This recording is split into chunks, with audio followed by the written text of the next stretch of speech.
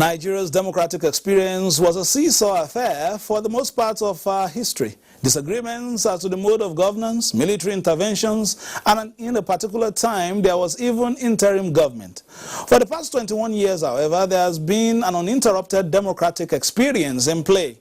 Some say it is a deepening of democratic values lubricated by more participation, in some cases better representation, and a gradual but positive shift in the delicate relationship between the leaders and the led. The first 16 years of this democratic dispensation saw the People's Democratic Party (PDP) at the center. The last 5 has, however, seen the All Progressives Congress (APC) in the driver's seat. Today, the second year of President Muhammadu Buhari's second fourth-year tenure begins. We will examine the strides and the tides. On this special edition, we'll also examine the new normal and how Nigeria is positioning itself to remain vital and relevant in the global economic and political space. There's also the question of security as the nation confronts a hydra-headed monster. This is Political Update. I'm Fisayo Ogunfuyi. Welcome.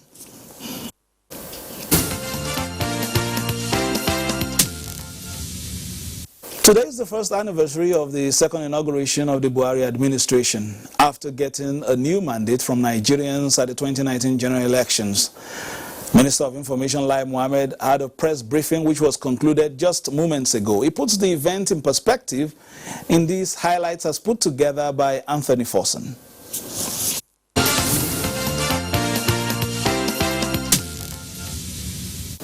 Gentlemen, the past 1 year has momentous for Nigeria, as the President has taken some actions, mostly bold and highly visionary, that have now put Nigeria on an irreversible road to sustainable development.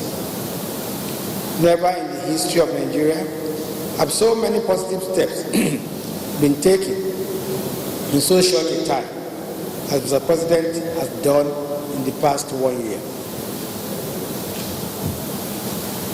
Top on the list is power, or electricity, if you wish. It will be an understatement to say that inadequate power supply, all marked by regular blackouts, has stifled Nigeria's economic development. It is perhaps the single most formidable obstacle to the country's economic development. But following an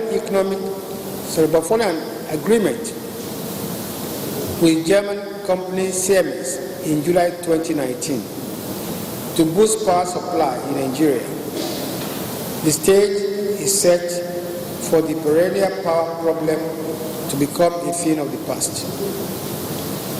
Under 3-phase agreement, Nigerians will enjoy 7,000 megawatts of reliable power supply by the end of 2021. That will be phase 1. 11,000 megawatts by the end of 2023, phase 2, and 25,000 megawatts in the third phase. To put things in perspective, Nigeria's current power generation capacity is more than 13,000 megawatts, but only an average of 3,400 megawatts reliably reach consumers. Shortly after Mr. President took a definitive step to ensure stable power supply for Nigeria in the shortest possible time, he also took another bold step to put Nigeria on a path to food sufficiency.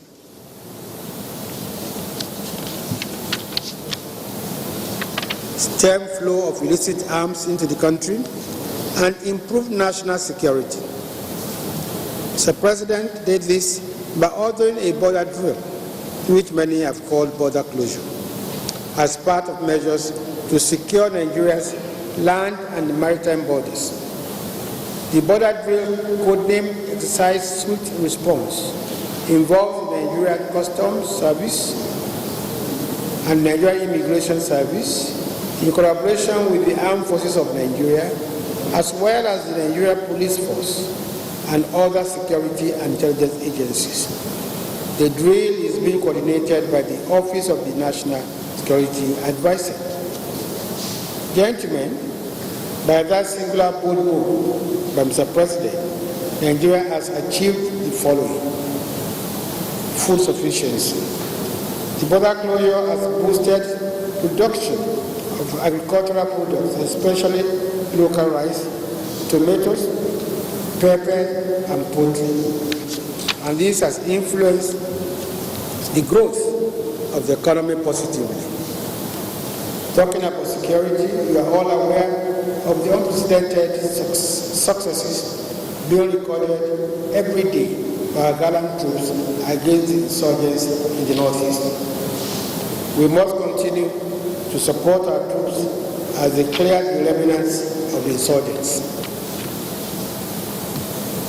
From 4.5 billion naira daily before the border drill, the Nigerian Customs Service raised its daily revenue to between 5 billion and 8 billion naira daily before the COVID-19 pandemic lockdown, which has of course impacted revenue collection.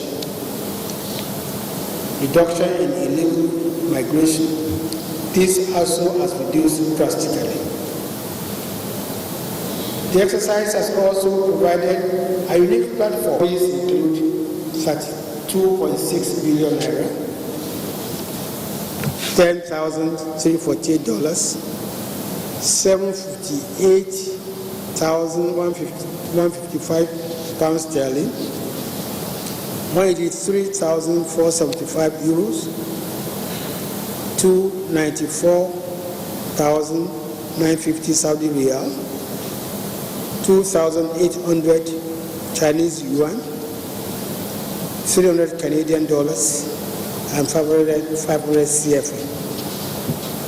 The 1,270 convictions include high-profile ones and also includes the liquidation and forfeiture of the P&ID Nigeria Limited to the federal government after the conviction of the company for fraud and tax evasion.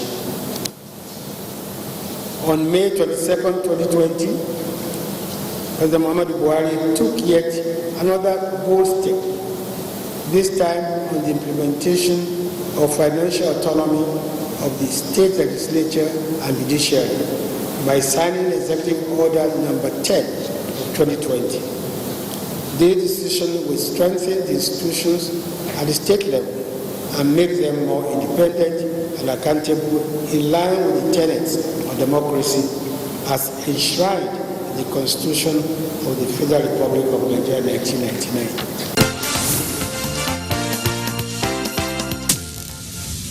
Honorable Minister of Information there, Alhaji Lai Mohammed, giving a concise, detailed report of governance, the governance report so far as the Buhari administration is concerned. Now, joining us in the studio, right here with me is our former Deputy Governor of Abia State, Dr. Chris Akomas. Thank you for coming. Thank you, Professor. Thanks for having me. And we have so many other people who will be participating in this conversation. Let me quickly tell you that it is going to be about an hour program. It's a special edition for May 29. Let's also welcome to the studio from our Bini Network Center, Mr. Imuse, talking about David Imuse of the All Progressives Congress. Thank you for joining us. And of course, from our News 24 studio, we have an economic expert there, Ms. Dr. Teva Abraham. Thank you for joining us. All right, let's start with your opening comments, Dr. Akomas. 1 year, just about, it looks so fast. General elections last year, now already 1 year, and we are about to roll into the second year of the second mandate given to President Muhammadu Buhari. Thank you very much. Yeah, it looks so short and so fast. But first of all, let me commend and congratulate Nigerians who in the first place have shown strong faith and commitment in the democratic system, and by coming out last year to participate fully, and that elected the president. And I want to seize the opportunity also to congratulate Mr. President and all those that have been elected into various offices across the country, and his team as the President of the Federal Republic of Nigeria for the second term. So it is something worthy of commendation that we have all, without saying much, by actions, by things that we have been doing, shown that we have strong faith in growing the democracy and the democratic governance of our country.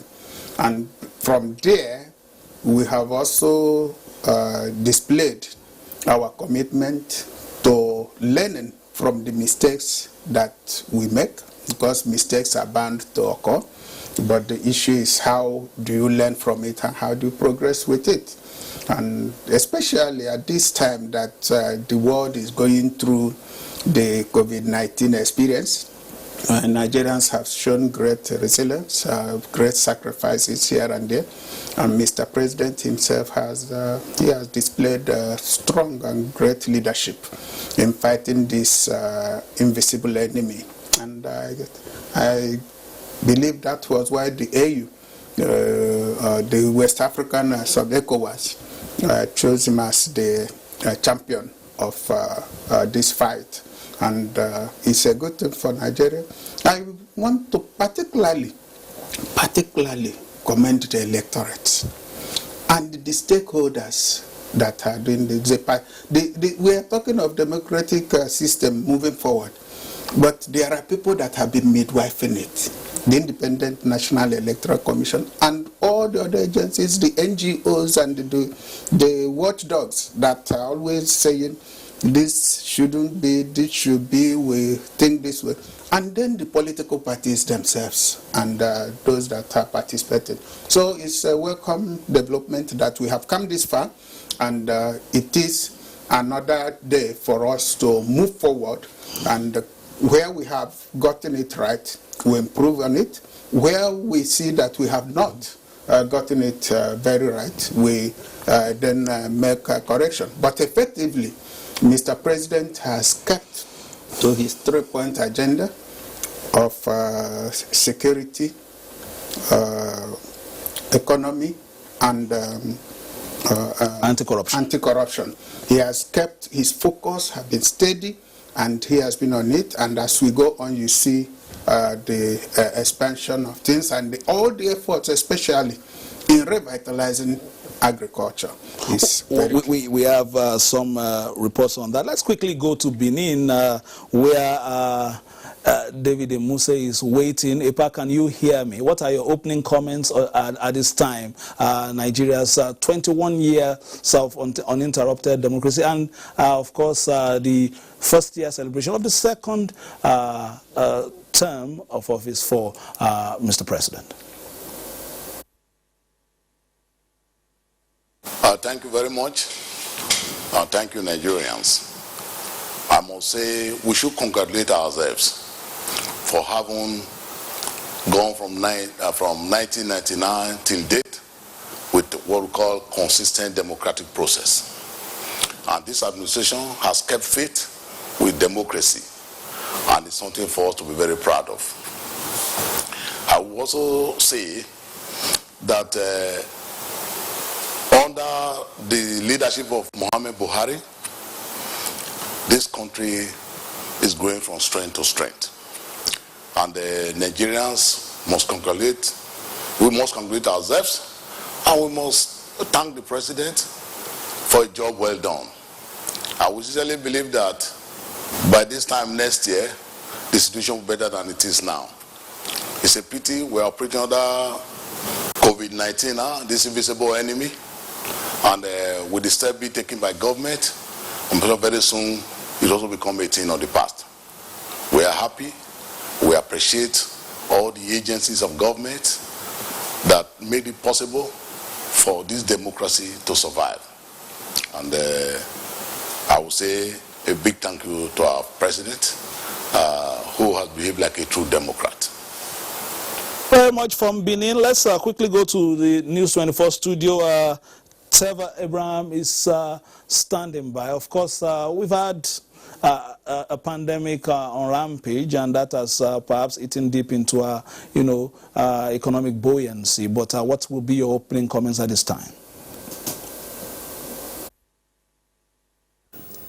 Thank you very much. It's a great time for Nigeria and Nigerians, including you and I. And I like the way you put it in your opening statement. 21 years of return to democracy and 1 year in the second term administration for President Muhammadu Buhari. It's a good thing to see our democracy grow this far, uninterrupted by any form of intervention from any other quarter. So, as a matter of fact, the message from that background is that the effort where Nigeria is today has been it's a cumulative effort of every leader since 1999 till 2020, where we find ourselves. But if you zoom closer to the effort President Muhammadu Buhari has made, especially in the last 1 year, remembering where he took up the economy from in 2015, then you will appreciate much more the innovation that this administration has put in to get our economy where it is and to make it more resilient to the external shock of COVID-19, the internal shock of security crisis, the global shock of climate change, and the many other shocks that came from shortage of revenue to fund the budget and even addressing issues like corruption. Last year, 2019, the target for inflation was around 12%. But by December 2019, this administration surpassed that inflation target, as inflation as at December 2019 was around 11%. On exchange rate as well, the target for last year's exchange rate relative to the US dollar was 305 naira. By December 2019, it was 305.6. So you can see that from the monetary angle, this administration has achieved a lot in terms of ensuring that our monetary policy serves as a very good counter-cyclical policy in stabilizing our economy. In terms of GDP growth, the GDP growth for 2019, as at December, was 2.27%. That year, the target in the 2019 Appropriation Act was a little above 3%. Many economists and financial analysts did not imagine that Nigeria will even grow that much in terms of 2.27%. But the president's effort by way of border closure helped to boost the non-oil sector of the economy. If you look at the 2.27% growth of GDP in 2019, Dr. Abraham, I'm going to come back to you to still give us more on that. Thank you very much for your opening intervention. But let's take this report very quickly to put things in perspective. Now, Nigeria's search for solutions in power and road infrastructure for the overall growth of the economy is a priority of the current administration. Now, Joshua Jito in this report explores initiatives which have smoothened the path and given energy to the efforts to solve some of Nigeria's most daunting challenges.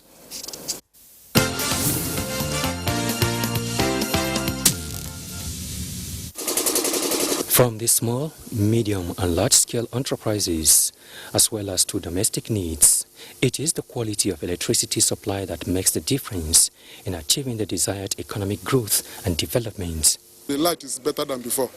Like other sectors with activities, electricity is delivered with all its value chain of gas, generation, transmission and distribution, working seamlessly as well as stakeholders through teamwork to deliver on mandates.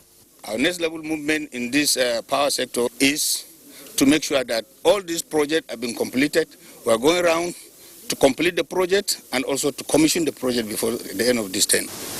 To ensure diversification of energy sources, the long-standing dispute which kept Mambila Power Project on the drawing board has been resolved to deliver life-changing power infrastructure and huge employment opportunities. This just signifies the fact that we are matching words with action. Similarly, Kashimbila and Dadinkowa hydropower projects are awaiting inauguration as work on Zungeru project is progressing.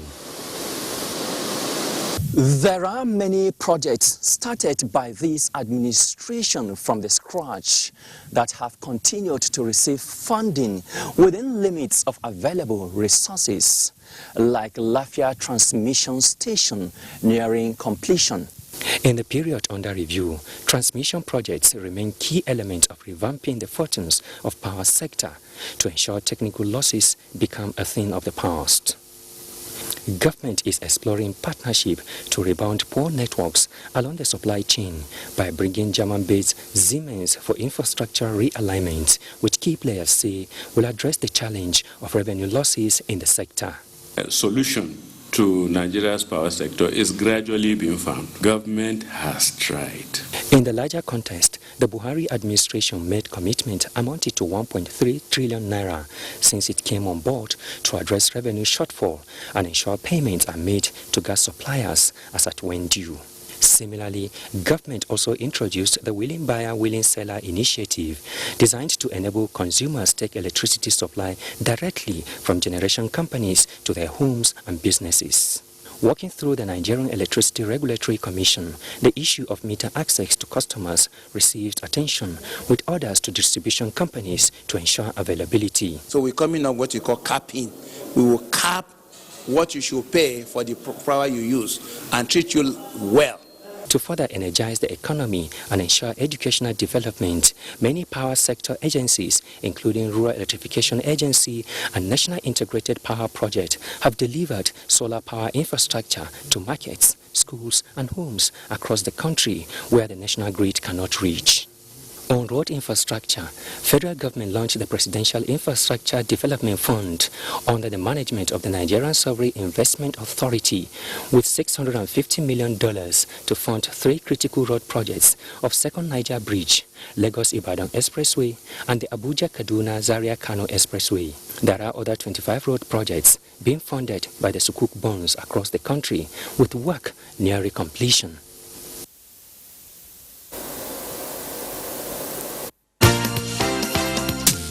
Many thanks to Joshua Ojito for that. Let's quickly go back to News 24 studio for the concluding comments of Dr. Teve. You saw that report. What else would you like to see, and what will be your scorecard so far, and what else would you like to see before I let you go?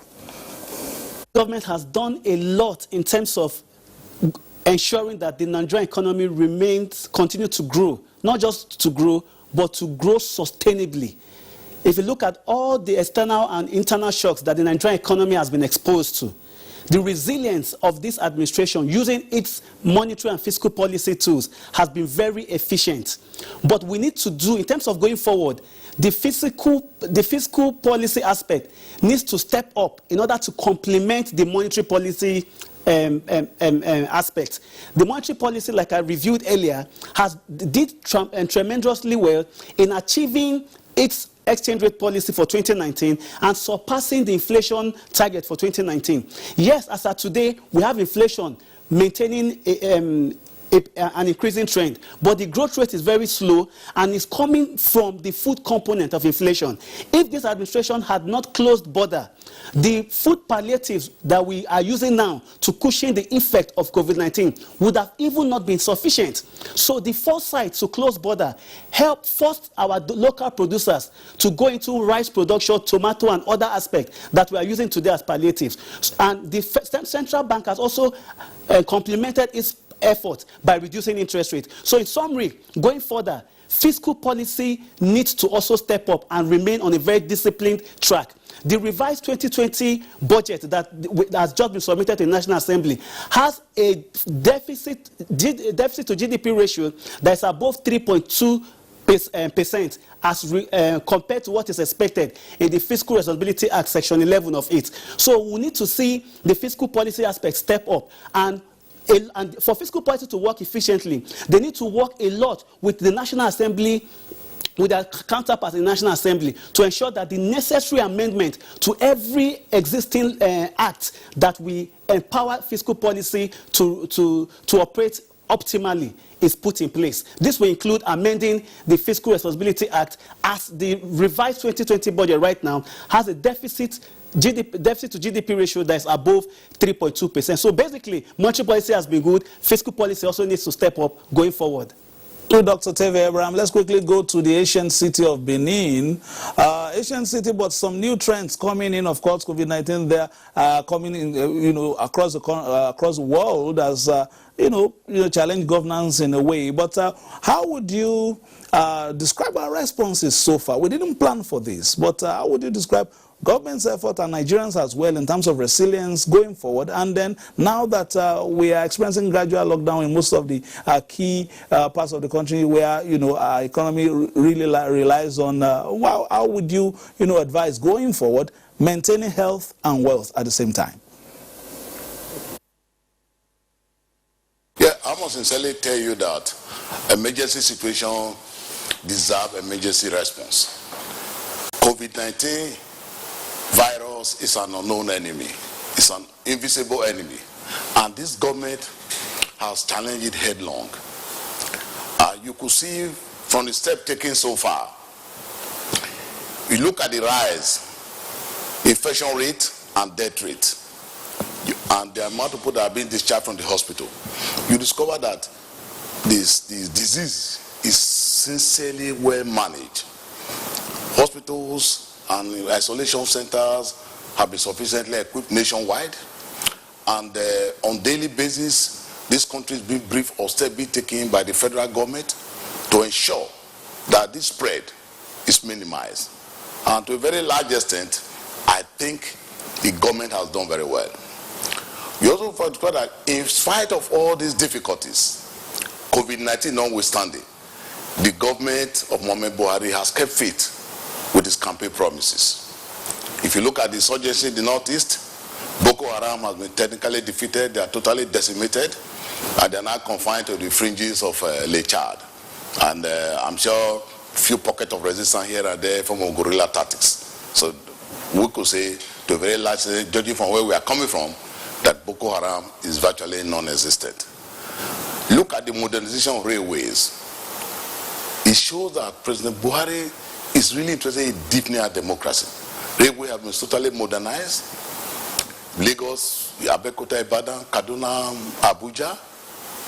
Maybe 10 years ago, we wouldn't believe such a thing would be possible. Closure of borders to protect our micro, medium, and small scale enterprises. The strides in agriculture that our farmers, especially rice farmers, are now spiraling to the bank. And we're now having self-sufficiency in terms of rice production. In terms of corruption, of course, the fear of the anti-corruption agency is the beginning of wisdom today in Nigeria. All this to the glory of Muhammad Buhari. And don't also forget that Buhari came to power on the platform of APC based on his integrity, and he has not deviated from that. So COVID-19 or no COVID-19, this government is very focused, and we're all very pleased with the way things are going. You also discover that in terms of party supremacy and party discipline, he has advised that everybody should stick very clearly to the Constitution. And by sticking to the Constitution, of course, we are maintaining the supremacy of party and, of course, also party discipline. So give it or take it. If you look at all the scenario, you will see this government has done very well. And the COVID-19 will also go the way it came. With the effort being put in by the government, federal government and various state governments, I think it's just a question of time that we will all get out of these hands of this invisible enemy. Your contributions. Now let's look at it critically. You've been in government. You've seen, how things go in terms of the different, getting your initiatives to the people, getting the buy-in of the people. We've discussed this, in previous programs in terms of, slight rejigging that we may need to do now going forward, because life is no longer as it used to be with a pandemic on the rise. At the same time, we still need to, focus, put an eye on the economy. What are your comments at this time? Thank you, Fisaya. It's not slight rejigging, because what the COVID-19 pandemic has done is like forcing everybody to go back to think about the basics, And like I said the last time, reset and retool. Reset because the businesses and focus this time that we make money, where people will make profits, may not be the normal ones we were used to. Governance also will have to be dynamic, and that is what is happening. You can see the efforts being made, the committees, the one that is working on, the PTF on this COVID-19, the way they are going. You see the one that the Vice President is chairing on the economy, the way they are going. You see the way central bank governor and the monetary policies things are taking different shapes. But we as citizens too will have to look inward and look at the opportunity. Capture the opportunities now, especially in science and technology.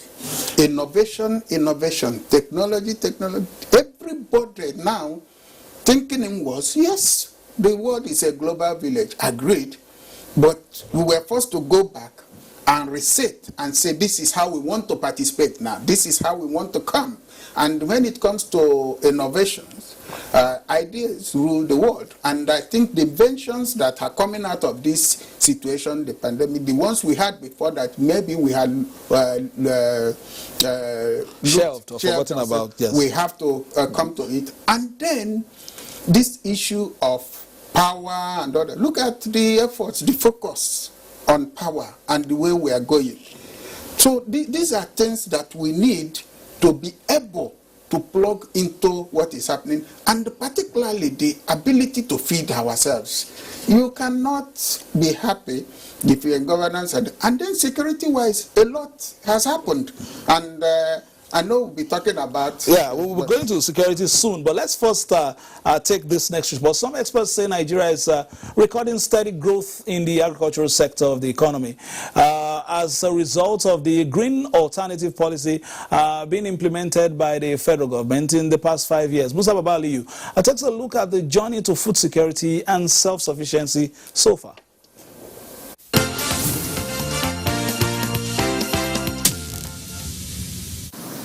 It has been 5 years now that the federal government, under the leadership of President Muhammadu Buhari, embarked on a journey. The dream is to take Nigeria out of the list of food-dependent nations to a wealthy and food-secured country. Let's eat what we produce has been the slogan of the administration. The administration came on board at a time when revenues from oil and gas dropped to less than $30 a barrel, thereby affecting the socioeconomic growth and well-being of the country. To look for other sources of income therefore became imperative, and the government turned attention to agriculture. We thank God for the administration of Muhammad Buhari, that we are getting back into agriculture, and we hope that in the next few years, agriculture will take the front seat once again. The first step taken in achieving these goals is identification of major challenges that made the country to be over-dependent on importation of what can be produced locally. These challenges include lack of access as well as high cost of farming inputs and farmers' inability to get financial support to expand and add value to their produce. We have to deal with reducing the import burden of food, which is almost $22 billion a year. To tackle these challenges, the government introduced the Anchor Borrowers Program, which was launched by President Muhammadu Buhari. The Central Bank of Nigeria set aside 40 billion naira for rice and wheat farming in an Anchor Borrowers Program. A farmer will be given all the necessary input required to grow wheat. And at the end of the harvest, he's going to pay back with the produce at the prevailing market price. The latest figures released by the Central Bank of Nigeria indicated that more than 1.5 million smallholder farmers are cultivating over 1.4 million hectares of land under the Anchor Borrowers Program. It is important for us to appreciate a government that brings about policies that are productive, that are progressive, that are positive, that are proactive. Between 2016 and 2019, more than 10 new rice mills came on stream in Nigeria. Many of the existing mills have expanded their capacity. Several new ones are under construction. In Zamfara State, there was this old man. He plants rice 3 times a year, and he got about 11 metric tons per hectare. Farmers don't need to pay for the insurance separately. They don't pay premium separately. The price of the insurance is packaged and bundled into the cost of the fertilizer.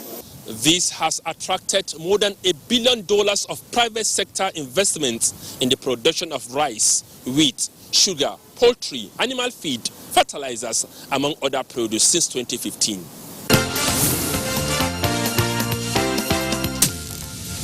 All right, for the continued tranquility, progress, and buoyancy in the economy, of course, of the country, we also need a lot of security architecture to be up and doing, and of course, ensure the safety of lives and property. Let's join Kabiru Adamu. Kabiru Adamu is the security risk management expert from our News 24 studio. Now, you've seen some of the reports. Now, we're coming to your sector, which is security. And it's become a hydra-headed monster in the past few years that government is dancing. It's as if the normal saying about when the hunter continues to shoot without stopping, the bird flies without perching. What are your comments at this time, and how do try to get some lasting solution going forward? Fisayo, good afternoon, all.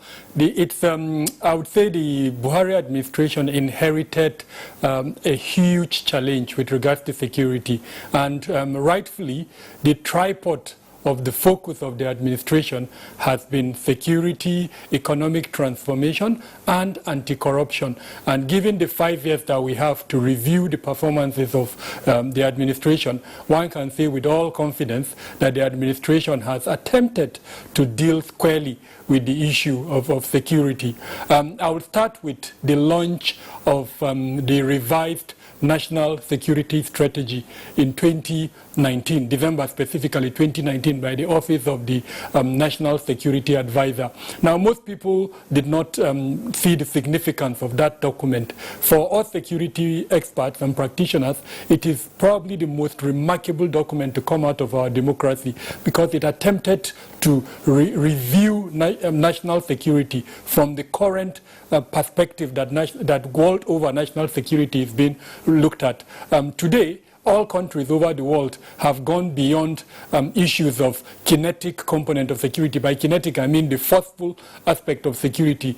And they are looking at aspects around food security, around human security, which is the most important one that I want to talk about, and how this government has attempted to fulfill the mandate of human security, as well as the aspects of policing. Now, that document gave the template for which the Buhari administration wants to approach security. And even though it's still early, like I said, it was launched in December, and then of course COVID-19 happened, so it's a bit difficult to assess the implementation of that document. But to the extent that the government understands the challenges of security, and then it has attempted to put forward a roadmap to deal with those challenges, I would say the government deserves a lot of commendation. Now we can look at specific issues, for instance, criminality, banditry, terrorism, and several other security challenges that are affecting the country. They are there, no doubt about it. But for us to move forward, there must be a holistic approach to this. And I'm here to say that the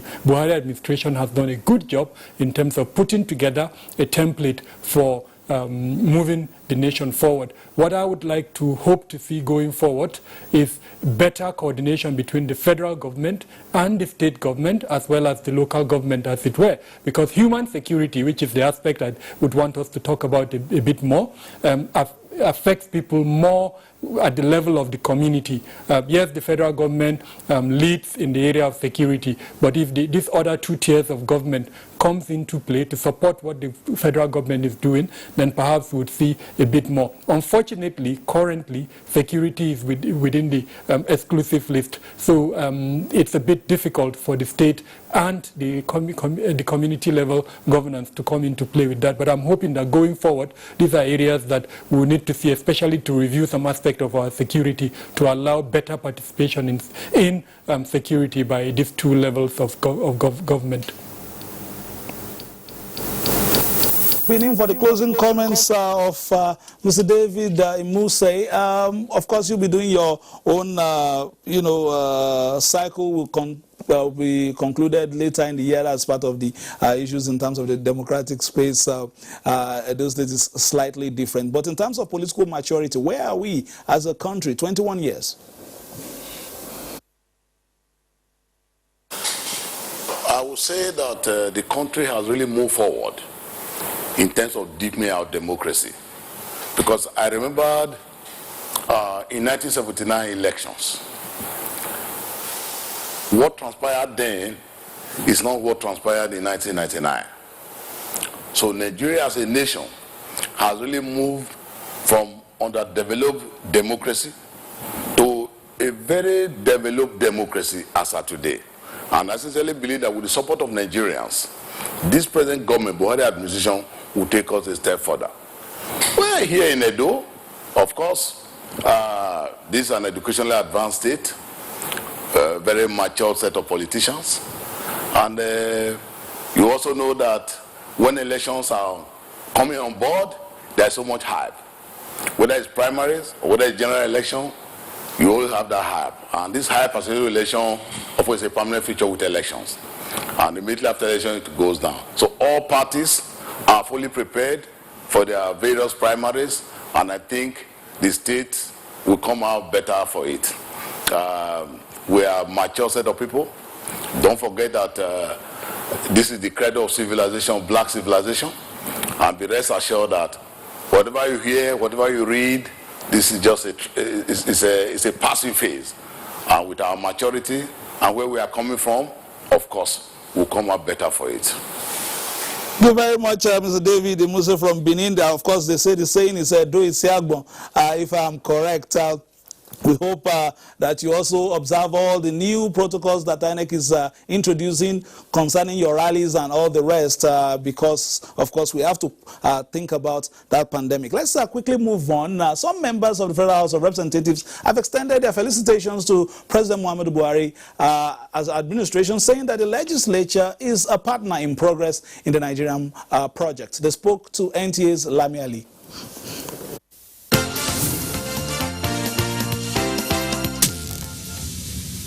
The journey of 1,000 kilometers, of course, is just the first step you take. But if we put everything in a basket and then we try to assess what this government have done in the last 1 year, you'll actually see that we have limped forward a way. There is a paradigm shift, especially at the bottom line poverty level. If you look across the strata of the economy, in terms of security, employment for our women, for the youth, and the growth of the economy. If not for what cropped in, the unforeseen, this COVID-19 and all stuff that has really affected the global economy, of course, which we are feeling the impact as well here. I would have probably say that this government has really done very, very well. If we amidst the pandemic, amidst all the challenges, you can see that the country is still growing. Challenges are there simply because any life without challenge reduces opportunity to zero. The kudos I'm going to give to this government is that each time all these challenges they crop up, the government is always waiting at the other end to make sure that either to eliminate, mitigate, or control. If you wait, pari passu, the impediments, the constraints of the government in terms of resources into the purse that actually, which is the driver the government can use to make everybody laugh and say, this is a country of ours. You see that there are lots of check valves along that line. So if you now put all this together, then I think you should be able to give kudos to this government. In terms of security challenges that we are facing before, it's not like Despite the fact that there are some small attacks, but you cannot compare it with before. Thank God now things are going in chronological orders. There is poverty eradications, and at the same time, this agricultural sector that was improved, now we have seen the good yield of it. Had it been that our dear president did not fully participate in enhancing the stage of our economy in terms of agriculture, we should have run into something else. Because now, thank God, despite the fact that this pandemic of corona, still we have food in our country. Before, we rely on importation. But with this current situation, many things happen, and we thank God for that. It's one of the greatest achievements in agriculture. When you look at agriculture, you can see now, if not the effort that someone like President Muhammadu Buhari is the president of this country, this pandemic would have hit the Nigerians more than, because immediately closed border, everybody started to engage into farming. Now every average Nigerians have a food on his table because you're a farmer. So that is an achievement. And equally was able to have some access so that farmers, industrialists should have an access to the money in the bank, in a CBN, to upgrade their businesses. Is by merit. It's not. All right, members of the House of Representatives also sending their felicitations. Final word on the program as we wrap up. What would you expect in the next 1 year? What I would expect, I've seen signs of it already. One is the realization that things can never be the same again, and the willingness and readiness to, steer the people. That's the kind of leadership that steer the people towards the things we have to do to survive the effect of the pandemic. So governance must shift from,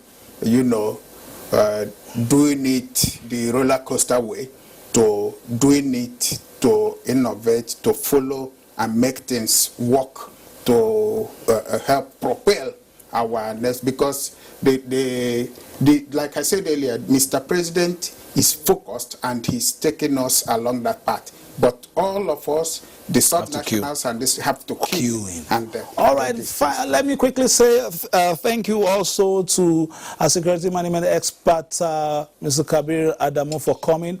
Of course, we thank you for your comments, and we hope that you will also oblige us, anytime we'll call on you. It's been Political Update for today. I'm afraid time is not our friend. It's the May 29th special edition. Thank you for being a part of the program, urging you to keep on watching the Nigerian Television Authority, where we give you the very best of news, reviews, previews, and interviews. My name is Fisayo Ogunfi. Thank you for staying tuned. All the best. Enjoy the rest of your weekend. Bye-bye now.